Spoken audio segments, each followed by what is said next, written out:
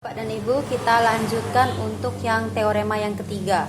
Tadi teorema yang pertama itu kita bahas mengenai jika D membagi habis A dan D ini juga membagi habis B, maka D membagi habis A dan B.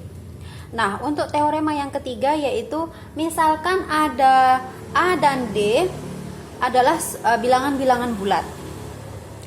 Apabila D mampu membagi habis A, maka D itu juga akan membagi habis K yang dikalikan dengan A, atau D itu dapat membagi habis A tadi yang dikalikan oleh suatu bilangan bulat K tertentu.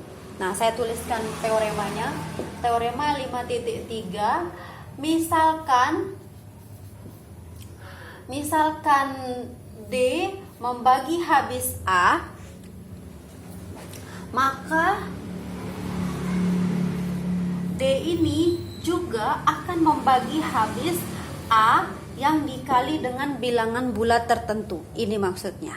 Nah, sekarang kita perlu memperhatikan, balik lagi ke teorema yang sebelumnya Bapak dan Ibu, ketika D itu dapat dibagi habis oleh, ketika A dapat dibagi habis oleh D dan B dapat dibagi habis oleh D, maka penjumlahan dari A dan B itu dapat dibagi habis oleh D. Tetapi belum tentu D ini mampu membagi habis A dan B. Kalau kita balik ya, seandainya jika D dapat membagi habis A ditambah B, maka D dapat membagi habis A dan D dapat membagi habis B. Nah, untuk pernyataan yang ini belum tentu benar. Kenapa? Karena dia tidak termasuk dalam teorema ini. Begitu. Kita sudah membalik jika maka mana yang menjadi pengandaiannya dan mana yang menjadi konsekuensinya. Nah, sebagai contoh, misalnya ini kita belum tentu benar. Kalau kita balik seperti ini, coba kita substitusikan suatu bilangan. Misalnya D ini adalah 5 dapat membagi habis misalkan 3 ditambah 7. Maka coba kita cek, apakah 5 membagi habis 3? Tentu tidak. Kemudian apakah 5 juga membagi habis 7? Tentu tidak. Nah, maka dari sini kita tidak bisa langsung membalik. Karena di atas sudah D membagi habis A, D membagi habis B, maka D membagi habis A dan B. Belum tentu D yang membagi habis A ditambah B juga bisa membagi habis A tersendiri dan B tersendiri. Seperti itu kalau kita balik. Nah, untuk contoh yang lain, coba kita buka di latihan yang halaman 5.7, latihan nomor 1.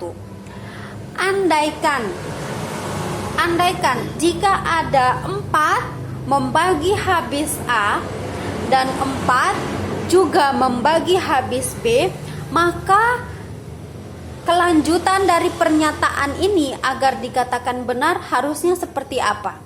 Nah, coba ini kita gariskan dulu. Contoh ya, jika 4 membagi habis A dan 4 membagi habis B, maka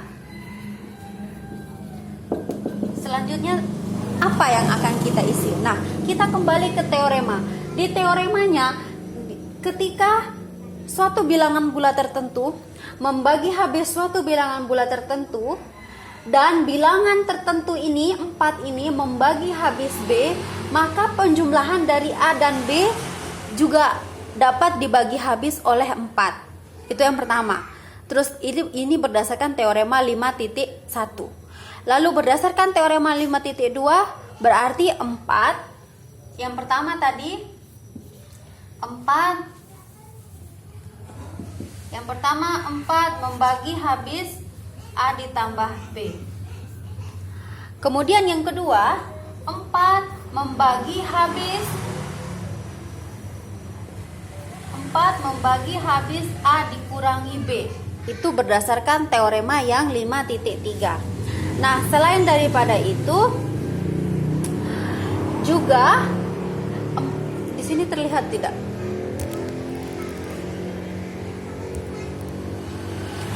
Nah, ini kemungkinan jawaban yang pertama, kemungkinan jawaban yang kedua. Nah, kemungkinan yang selanjutnya adalah 4 membagi habis suatu bilangan tertentu A dikali B. Ini yang berdasarkan dengan teorema yang ketiga. Nah, seperti itu. Jadi perlu digarisbawahi adalah ketika Bapak dan Ibu mempelajari teorema 5.2, 5.1 dan 5.2, ketika dibalik belum tentu dia mampu membagi habis. Contohnya seperti ini. Nah, 5 dapat membagi habis 3 ditambah 7, tapi belum tentu membagi habis 3 secara tersendiri dan 7 secara tersendiri. Nah, untuk latihannya Bapak dan Ibu bisa menyimak di contoh-contoh itu maupun di latihan halaman 5.7. Mudah-mudahan untuk yang relasi keterbagian ini Bapak dan Ibu bisa memahaminya. Part selanjutnya dari video ini akan membahas tentang ciri bilangan habis terbagi. Terima kasih sudah menyimak.